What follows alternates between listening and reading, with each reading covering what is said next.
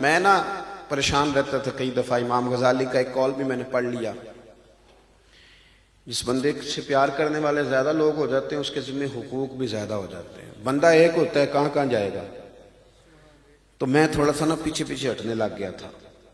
وہ شہرت سے بچنے والا پیچھے پیچھے رہتا ہے، جی چاہتا ہے ساری غزلیں اس ظالم کے نام کرے۔ تو میری طبیعت تھی کہ اب تھوڑا ہٹ جاؤ، کتنے کو بندہ حقوق پورا کرے گا۔ پھر ایک حدیث میری نظر سے گزری جس کو داتا گنج بخش علی اجویری نے لکھا ہے۔ داتا صاحب نے روایت لکھی ہے، فرمایا قریب نے کہ جس کے دوست زیادہ ہوں گے نا وہ قیامت کے دن گواہی دیں گے اس کے ایمان کی۔ تو میں نے کہا اب خیر صلی اللہ ہے، اب نہ کوئی نوید مل گئی ہے، گنجائش ہو جائے گی۔ بڑے لوگ بتائیں گے نہیں آیا تھا، بات کرتا تھا، کہتا تھا۔ آپ اس ذوق میں آئیں، علم کے ذوق میں آئیں۔ نبی پاک میں ذاتی طور پہ تکلیف میں رہتا ہوں جب میں دیواروں پہ کبھی کسی کا قول لکھا دیکھتا ہوں، کبھی کسی کا قول لکھا دیکھتا ہوں، میں کہتا ہوں یار آپ نے کیوں دنیا داروں کے قول لکھے؟ ہر موضوع پر آپ کو میرے رسول کریم کی احادیث ملتی، حضور سے علم لیں۔ میں زیادہ تفصیل سے بات کر نہیں سکتا، تھوڑی سی باتیں میں نے صرف کرنی ہے۔ حضور کی نا نبی پاک کا بولنا بھی کتابوں میں محفوظ ہے اور حضور کا چپ رہنا بھی محفوظ ہے۔ کوئی نہیں سمجھ آئی آپ کو میری بات؟ علماء سے آپ پوچھیں گے ایک حدیث تقریری ہوتی ہے، حدیث ایک ہے قولی ایک ہے فعلی۔ جو حدیث کے طالب علم ہے میری طرح کے وہ بات کو سمجھیں گے، جو حضور نے کہا وہ قولی حدیث ہے، جو کیا وہ فعلی حدیث۔ ایک تقریری حدیث ہے، تقریری یعنی حضور کے سامنے کوئی کام کیا گیا اور حضور چپ کر گئے، اب وہ بھی جائز ہو گیا ہے۔ اگر وہ غلط ہوتا تو حضور منع کر دیتے۔ یہ شلوار اور پاجامہ حضور سے پہننا ثابت نہیں، لیکن صحابہ نے پہننا ہے حضور کے سامنے، حضور چپ رہے، اظہار خوشی فرمایا، یہ بھی حدیث بن گئی کہ یہ جائز ہے، ورنہ سرکار تو طامت باندھتے تھے۔ اب میری بات کو سمجھو، حضور جہاں چپ رہے وہ بھی حدیث ہے، حدیث تقریری۔ اب میں کہہ سکتا ہوں نا کہ میرے نبی کا بولنا بھی محفوظ ہے، چپ رہنا بھی محفوظ ہے۔ حضور کا تو خاموش رہنا بھی کتابوں میں لکھا ہے کہ یہاں بولے نہیں، یہ بھی موجود۔ اور ایک حدیث میں پڑھ رہا تھا، پھر میں نے کئی کتابوں میں دیکھی اپنے شوق سے۔ حضور نے فرمایا میں اور یتیم کو پالنے والا اس طرح ہوں گے جس طرح میری یہ دو انگلیاں جڑی ہوئی، جس طرح یہ میری دو انگلیاں۔ کسی محدث نے یہ نہیں لکھا، کسی نے نہیں، امام بخاری سے لے کر امام احمد بن حنبل تک کسی نے نہیں لکھا کہ نبی پاک نے دو انگلیاں جوڑ کے کہہ دیا ہو کہ جو یتیم کو پالے گا میں اور وہ میری جس طرح دو انگلیاں جڑی ہیں یوں جنت میں جائیں۔ یہ نہیں لکھا، توجہ ہے میری بات پر؟ بلکہ جس نے بھی حدیث بیان کی نا اس نے ساتھ اشارہ بھی نبی پاک کا بیان کیا کہ حضور نے انگلیاں اٹھا کے اشارہ کر کے بتایا۔ اب میں کہہ سکتا ہوں نا کہ حضور کی باتیں بھی کتابوں میں محفوظ اور میرے نبی کے اشارے بھی کتابوں میں محفوظ، جو اشارہ کر دیا وہ بھی آج تک محفوظ۔ تو ہم کیوں نہیں سیکھتے؟ علم کا شوق کیوں نہیں پیدا کرتے؟ اور یہ بھی بہانہ چھوڑ دیں کہ میری عمر بڑی ہو گئی ہے۔ حضرت صدیق اکبر نے کس عمر میں کلمہ پڑھا تھا؟ 38.5 سال کی عمر میں۔ حضرت ابو عبیدہ بن جراح جیسے لوگوں کی عمریں ان سے بھی زیادہ تھی۔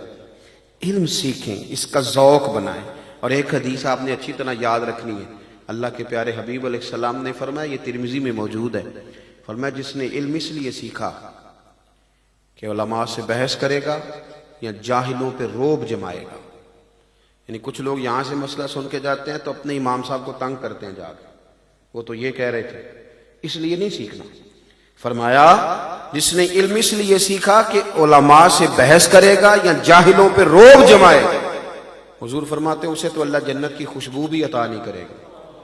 علم سیکھیں پر عمل کرنے کے لیے، اپنے علم میں نفع کے لیے، بحث کرنے کے لیے۔ امام ابو مالک رحمۃ اللہ علیہ کا ایک شاگرد نا کبھی 15 دن کے بعد آتا، کبھی مہینے کے بعد، کبھی 6 مہینے کے بعد، اور بڑا نرالا اور انوکھا تھا۔ بڑے بڑے قسموں کے شاگرد ملتے ہیں، عقیدت مندی بڑے بڑے انوکھے ملتے ہیں، اللہ تعالیٰ سب کو بہتر صلہ عطا کرے۔ وہ بڑا انوکھا تھا، تو وہ آتا 15 دن کے بعد، مہینے کے بعد، 2 مہینے کے بعد، تو آ کے کہتا حضور مجھے 3 حدیثیں پڑھا دیں۔ امام صاحب پڑھا دیتے، وہ چلا جاتا، پھر غائب ہو جاتا۔ اب شاگرد کئی نہیں برداشت کرتے کہ میں روز کلاس آؤں اور یہ 15 دن کے بعد آئے، تو انہوں نے احتجاج کر دیا وہ ایک دن آیا تو راستہ روک کے کھڑے ہو گئے، کہنے لگے صاحب پہلے تو آپ یہ بتائیں کہ آپ آتے مرضی سے ہیں، کبھی 15 دن غائب تو کبھی 2 مہینے غائب اور کبھی 6 ماہ غائب، اور آتے ہو تو پھر استاذ کو پابند کرتے ہو کہ 3 حدیثیں پڑھائیں، ان کی مرضی 2 پڑھائیں یا 6 پڑھائیں۔ تو یہ آپ بڑے، اس سب نے جب گھیرا ڈالا تو وہ کہنے لگا میرے دوستو تم نے جلدی کی، مجھ سے پوچھ تو لیتے، اور کچھ تو مجبوریاں رہی ہوں گی، یوں ہی کوئی بے وفا نہیں ہوتا، پوچھ تو لیتے صاحب، تم نے جلدی سے میرے بارے میں رائے قائم کر لی، پوچھ تو لیتے تو کیا بتاؤ۔ تو وہ کہنے لگا سنو، میں اپنے استاد صاحب کے پاس آتا ہوں تو 3 حدیثیں پڑھتا ہوں، پھر جب تک میرا ان 3 پر عمل نہیں ہو جاتا میں واپس نہیں آتا، وہ عمل 15 دن میں ہو جائے یا 2 مہینے میں ہو جائے یا 6 مہینے میں ہو جائے، چونکہ وہ میرے رسول کریم کی باتیں ہیں۔ وہ صرف کوئی ایسی بات تو نہیں کہ طوطے کو بات رٹا دی جائے تو وہ بھی بولنے لگے، وہ تو عمل کرنے کے لیے چیزیں، تو سیکھ کر کے جاتا ہوں تو عمل کرتا ہوں، اور جب میرا عمل ہو جاتا ہے تو پھر میں حضور استاد جی کی بارگاہ میں دوبارہ آتا ہوں، پھر میں 3 باتیں اور لے جاتا ہوں۔ اپنی زندگی کے لیے میں عمل کا راستہ اختیار کریں۔ ایک پہلو جو بڑا قابل غور ہے، اس پر آپ کی توجہ دلا کے بات سمیٹوں گا۔ علم کی بات جب بھی سیکھیں اور جب بھی سکھائیں تو اس کے جہاں بھی آپ کو قرآن مجید میں علم ملے گا نا، ساتھ حکمت کے لفظ بھی ملے گا۔ یعلمکم الکتاب والحکمہ ادعو الی سبیل ربک بالحکمہ۔ دانائی اور حکمت یہ خوبصورتی ہے۔ ہمارا انداز کئی دفعہ اتنا جارحانہ ہوتا ہے کہ اس سے نفرت انگیزی تو پیدا ہو سکتی ہے، لیکن علم آگے نہیں بڑھتا۔ میں نے میرے مدرسے کے ایک استاذ ہیں، کبھی کبھی وہ مجھے استاذ کہہ دیتے ہیں، تو وہ ایک بچے کو نا اس طرح شرم دلا رہے تھے، تو میں نے ان کی بارگاہ میں اپیل کی، اور الحمدللہ میں انہیں اچھا انسان سمجھتا ہوں، کونے پہ لے جا کے اپیل کی۔ میں نے کہا آپ اسے ڈانٹیں گے، رسوا نہیں کریں گے، بچے میں کمزوری آ جاتی ہے، اس کی تربیت کی جاتی ہے، اسے رسوا اس طرح کا رویہ اختیار نہیں کریں گے کہ وہ بھاگ ہی جائے۔ حکمت حسن ہے۔ ایک بات آپ سے عرض کرتا ہوں، میرے بزرگ فرمایا کرتے تھے کہ لوگ اپنے حق میں قائل کریں تو بڑے طریقوں سے کرتے ہیں۔ 50,000 روپے کی ضرورت پڑ گئی تو کسی کو فون کیا، بھائی جان کدھر ہو؟ اس نے کہا حکم کرے، کہتا نہیں ٹیلی فون والی بات نہیں، ملے گا کہاں؟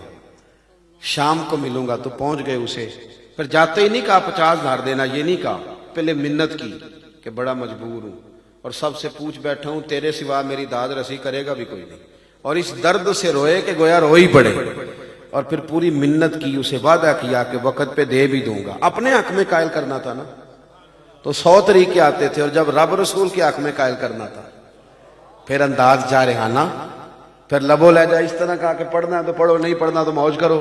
یہ کیا انداز ہے؟ آپ کو اپنے حق میں اگر اتنا قائل کرنا آتا ہے تو کیا ہو گیا، رب رسول کے حق میں نہیں قائل کرنا آتا؟ سنو، صحابہ فرماتے ہیں حضرت سعد بن معاذ رضی اللہ تعالیٰ عنہ کا نماز جنازہ تھا، حضور نے جنازہ مبارکہ کی امامت فرمائی، اور جب سرکار امامت فرما چکے تو قبر کے تیار ہونے میں کچھ دیر تھی، حضور زمین پہ تشریف فرما ہوئے، ایک چھوٹی سی لکڑی دست مبارک میں پکڑ لی اور ذرا ذرا زمین کریدنے لگے۔ غور کرنا بات پر، فرماتے ہیں حضور زمین کرید رہے، ہم لوگ نا سارے حلقہ بنائے گرد بیٹھے، صحابہ کو موقع چاہیے ہوتا تھا کہ کریم کوئی بات کریں تو جلدی سے نام اس کو حاصل کریں، تو منتظر ہیں۔ اب خاموشی چھا گئی تو سناٹا سا ہو گیا، اور دل ہیں کہ ان میں مد و جزر جاری ہیں کہ کریم کچھ فرمائیں، کچھ بولیں، لیکن فرماتے دیر ہو گئی، حضور کوئی بات ہی نہیں کرتے، قبر تیار ہو رہی ہے اور ان کی میت مبارک پڑی ہے، سب لوگ حضور کے گرد حالہ بنائیں، کوئی بات کریں کوئی بات کریں، لیکن حضور خاموش ہیں۔ سب کے دلوں سے نکل رہا ہے کہ حضور کچھ بولیں۔ کہتے ہیں دیر کے بعد حضور نے چہرہ نور اٹھایا، اور جب حضور نے اپنا چہرہ مبارک ہماری طرف کیا تو داڑھی مبارک آنسوؤں سے بھیگی ہوئی۔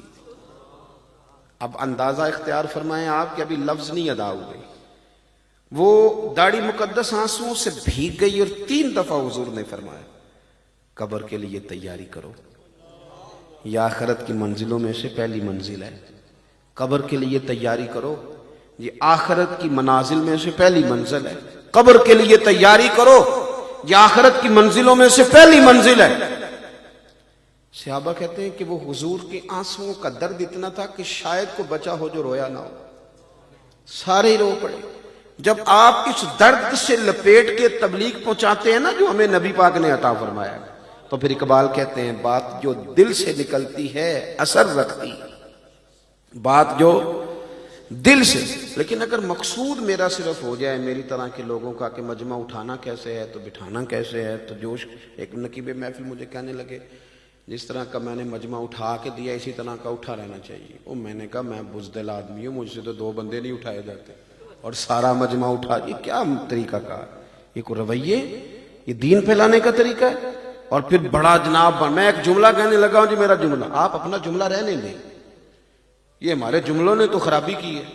آپ اپنا جملہ رہنے دیں، آپ اللہ رسول کی کوئی بات کریں، آپ اپنی تحقیق نہ پیش کریں. تحقیق کر گئے ہمارے بزرگ، ہر چیز کتابوں میں لکھ گئے، ہر صحابی کے بارے میں لکھ گئے، جناب صدیق اکبر سے لے کر حضرت امیر معاویہ تک ہر ایک کی بات طے ہو گئی. آپ اپنا جملہ بیان نہ کریں، مدینے والے کی بات کریں. ہر چیز طے ہے، ہمیں مزید کسی شخص کی نئی تحقیق کی ضرورت نہیں ہے. ہمارے پاس ہر چیز ہمارے بزرگ طے کر کے دے گئے، ہمیں ضرورت ہی نہیں. ہم کوئی محتاج ہیں کہ تھوڑی کی بات تجھ سے لیں گے تو تھوڑی کسی اور سے لیں گے. یہ تو سکہ بند قسم کا مسلک ہے جو اللہ نے ہمیں عطا فرمایا ہے. میں گنجائش ہی کوئی نہیں کہ ادھر ادھر کوئی شخص نکل سکے. تو عزیز بھائی، آپ علم کا اور حکمت کے ساتھ